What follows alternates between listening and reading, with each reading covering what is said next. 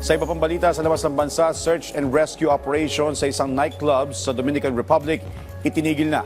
Bilang na nasawi sa trahedya, umakyat pa sa higit 200. Si Joyce Salamatin sa sentro ng balita. Formal nang itinigil ng mga otoridad ang search and rescue operations sa gumuhong rooftop ng isang nightclub sa Dominican Republic. Nakatutok na ngayon ang kanilang operasyon sa pag-recover ng mga bangkay. Kasunod nito, patuloy ang pagdaraos ng burol ng mga nawalan ng mahal sa buhay dahil sa insidente. Mababatid na halos 220 ang nasawi sa trahedya. Sorpresang bumisita si Pope Francis sa St. Peter Basilica. Habang nasa wheelchair, kinamusta niya ang mga manggagawa na nagkukumpuni sa loob ng simbahan.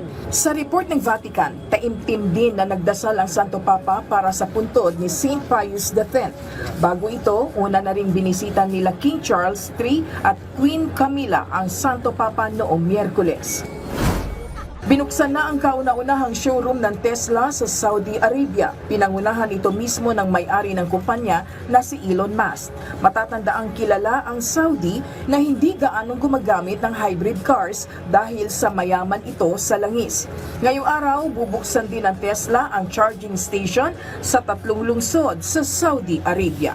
Joyce Salamatin para sa Pambansang TV sa Bagong Pilipinas.